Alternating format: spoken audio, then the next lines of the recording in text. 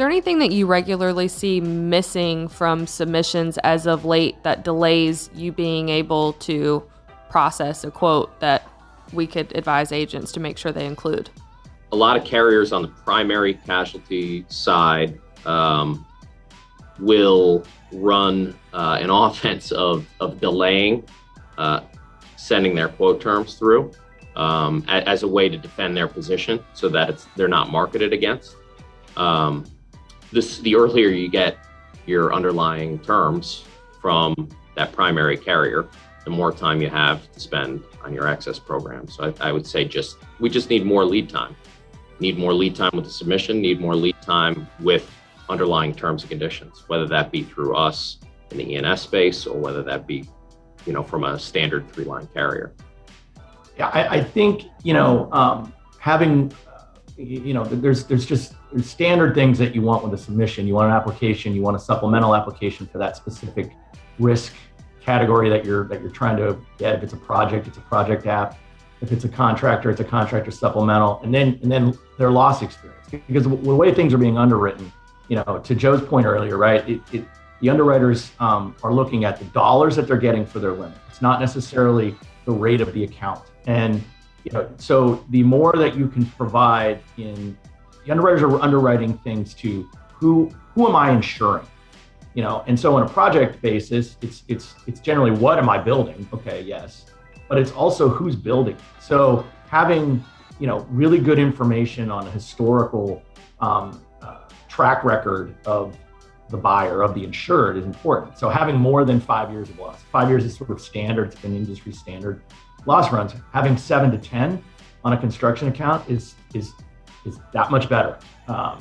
Sometimes it's a little bit more of an effort to get, but getting it leads to a much better result, because if you can provide a 10-year picture to an underwriter, and in most states in the US, 10 years is the statute of repose, so you can be sued for something that you built up to 10 years back. So, is it important to get 5? Yes, but is that the full picture? And do you give an underwriter a better picture if you can show that this thing hasn't had any problems in 10 years? It certainly makes the risk stand out more.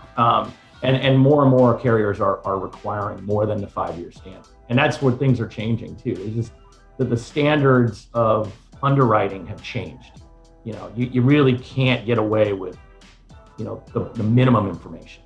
It'll get you a quote, probably, or at least a quote, subject to additional things down the road, but it might not get you the quote that you really probably could get if you spent a little bit more time, detailing the risk and going back further in their experience from a loss perspective. During a soft market, your broke can be a little bit more, a little bit less clear, a little bit more vague.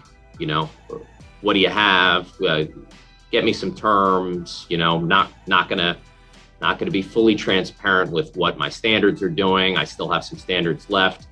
Everybody from risk managers to retailers to wholesalers to E&S and standard market underwriters is overworked, has so much on their plate that it is so important to be transparent about what we need and where the goal line is. That's how we get our underwriters to the table, is the confident they're underwriting us and our retailers as much as they're underwriting the account. So if we are saying, I need terms by today, and this is where I need you to be, if they do it, they expect to bind it. And the more we can deliver on that, the more goodwill we get, the faster we do the deals, the more efficient we are, and the more expectations we can set and deliver on. The old days was just, kind of like throw things against the wall and you get multiple quotes for things. We need the retailer's help in being super transparent with what gets deals done, because these underwriters are inundated with stuff. Yeah, and they're not, the individual that we work with on a daily basis isn't in 90% of the time the ultimate decision maker on the risk. So, I don't want to harp on the submission quality, but when you go back to that, you have to kind of look at it and go, well, that underwriter is going to have to essentially broker that account to their senior people, their home office underwriter or their referral underwriter, as it's called. And so, the more you can put in front of them and paint the picture, and put the roadmap for them, the easier it is for them to go get the sign off to get the price that they want to do.